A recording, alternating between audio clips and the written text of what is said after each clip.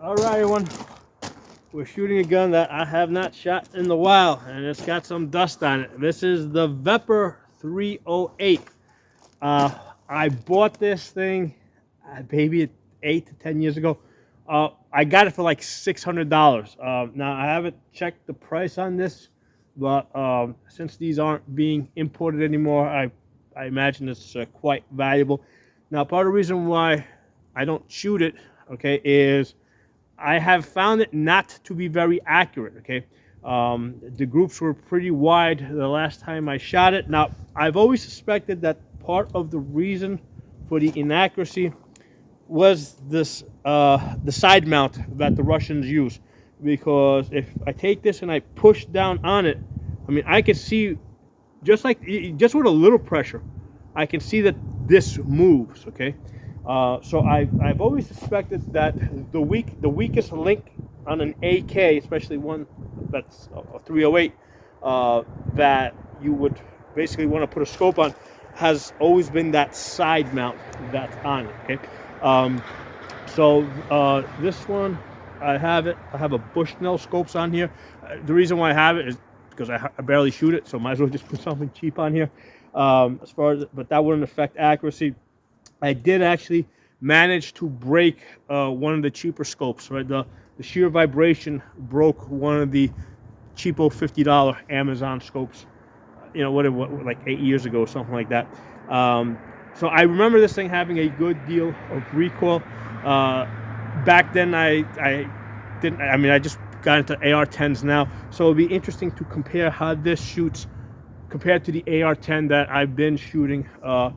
For the last couple of weeks now, right? That I've been working with. Okay, so if this is a 16-inch barrel, and I recall this being very loud and having a decent amount of felt recoil. Okay, it is a very light gun. Okay, compared to the AR-10 with the 20-inch barrel, this is a like feather light gun. Okay, this is a very light gun compared to that. So yeah, that would explain why I remember this having a very big recoil, and also being extremely loud.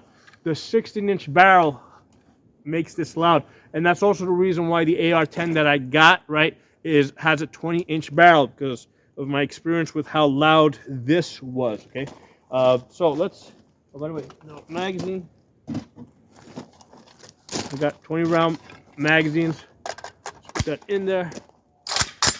Okay, the safety on. All right, what I'm gonna do is I'm gonna actually shift you guys. I was never. One of the things I never liked about this was this stock that they have here. I would have much preferred an M4 stock, but whatever. Very interestingly, when I was back in the '80s, I saw this movie called Commando. Okay, with Arnold Schwarzenegger, and he had this really cool gun in it. It had a longer 20-inch barrel. It kind of looked like this. I forgot what the name of the gun is. But I did actually look it up, and it's basically it's an AK. I mean, it's not a Russian-made AK. I think it's made by one of the Scandinavian countries. But I didn't realize that I kind of had the gun that I always thought was so cool when I watched that movie when I was I think I was in high school when that came up. So anyway, let me move you guys. Hold on. All right, I'm going to position you guys there where I think you might be able to get a sense of the recoil in this gun. So I've got 5 rounds in there. We're going to do a 5-round group. Actually, I haven't shot this gun in so long. Hold on. Let me empty this out. Oh, safety's on. Let me dry fire this a couple of times, because I don't remember what this trigger feels like. So yeah, anytime you're on the gun that you don't know what to expect from the trigger, you want to dry fire it a couple times. So let's do that. Adjust this shit a little bit. Oh, let's get rid of it together. We can do that. Yeah, this stock is. I'm basically at a height for an M4 stock, and this thing over here is completely different.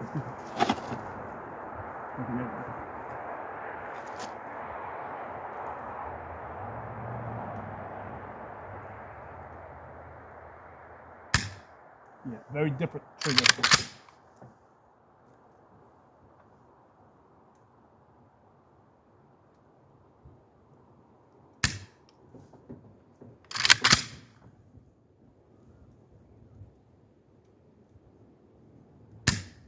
All right, so the other thing that's going on with this, I think this has a 4x magnification.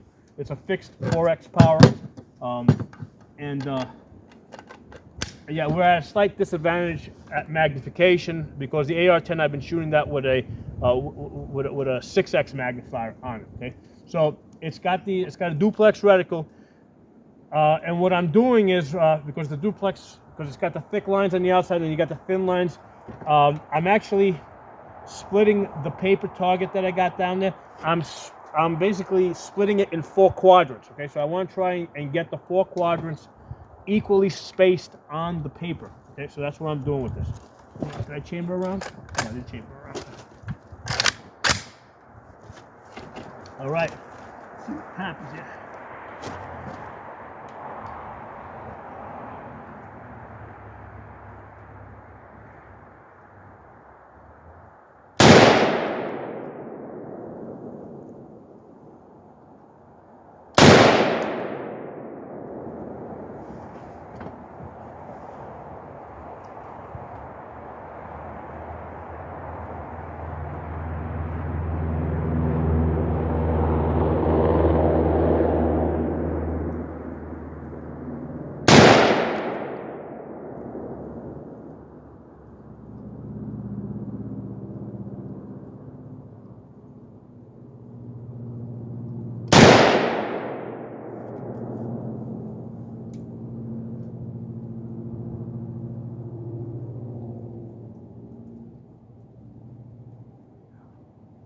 I gotta tell you, with these cheaper scopes, it's not so much cheaper, but the simpler scopes, the eye relief and the eye box is not what you get with these modern scopes that we have today. So you would think that a fixed flow power would have an easier time working with the eye box, but nah, it's just, you know, the scopes, the primary arm scopes, completely kick-ass compared to these older ones. This one's probably like 20 years old.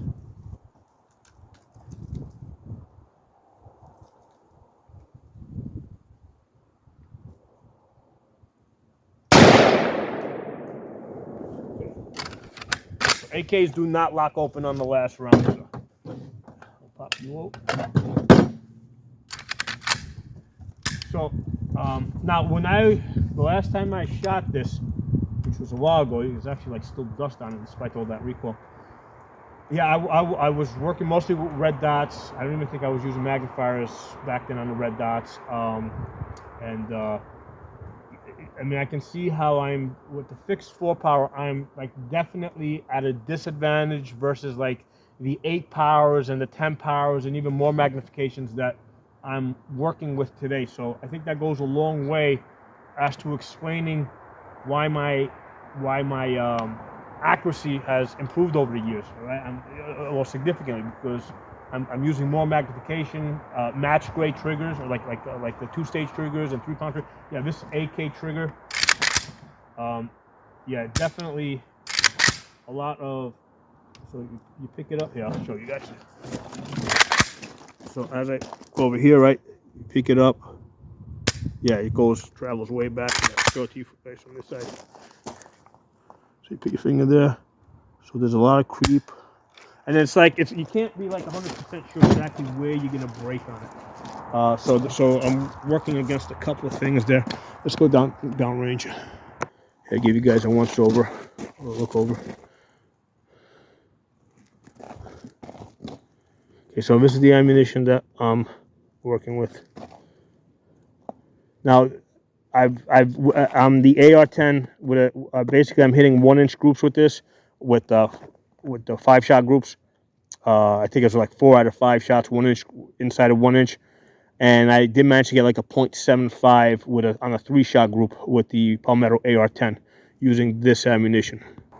All right, so we were shooting at 100 yards, and I can tell you guys this group is much improved from like the last time I shot this. Let's get in here. So, a lot of that has to, let's see what we got here. So the total group was 4 inches. I never got a group that good. And if we follow what I've been doing with all the other guns, right, out of 5 shots, I kind of call that a flyer.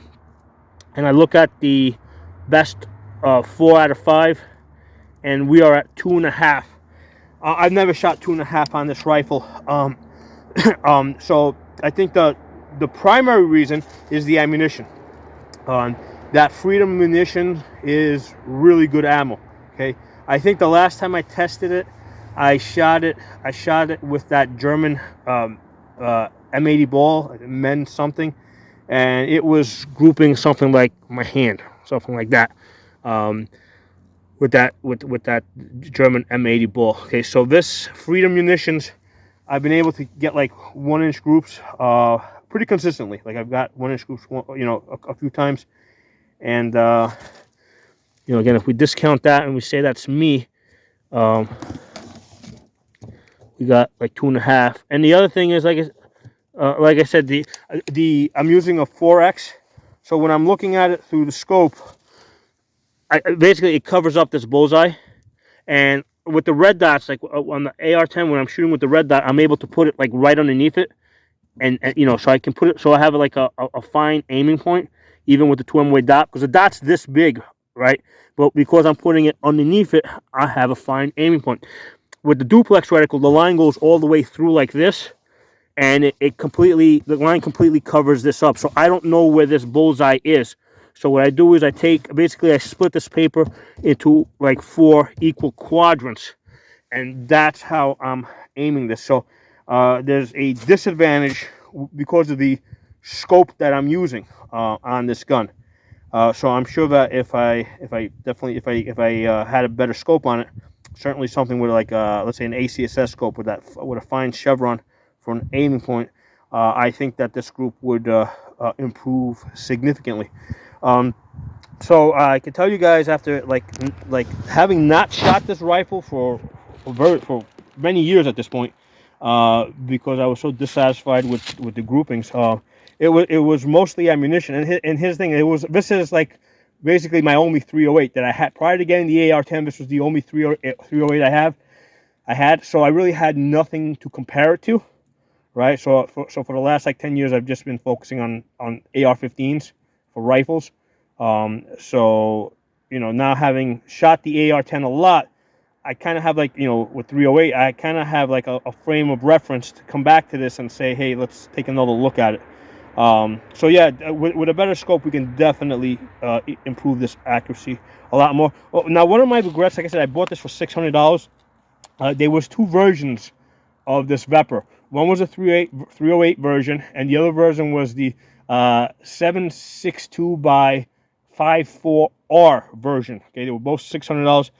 I should have got that one too. Okay, primarily because I have like a shit ton of ammunition, right, for the Mosin Nagant, because that's the same ammo that goes into the Mosin Nagant, and I don't shoot the Mosin Nagants, mainly because I don't like bolt action rifles that you can't even put a scope on. So because I have so much ammunition in that caliber, I wish I had also bought this scope for the puny $600 in that caliber as well. Okay, so there are my thoughts today. There's the Veper, the Russian Veper 308. Hey, some afterthoughts on shooting this Veper 308. As far as the felt recoil, I mean, yeah, it's more than the AR-10, all right? I can see the crosshairs lift up off the target a little bit more, but it's still manageable. It's still manageable. It's not I'm trying to think back to my perception of what it was like, whatever, 8-10 years ago.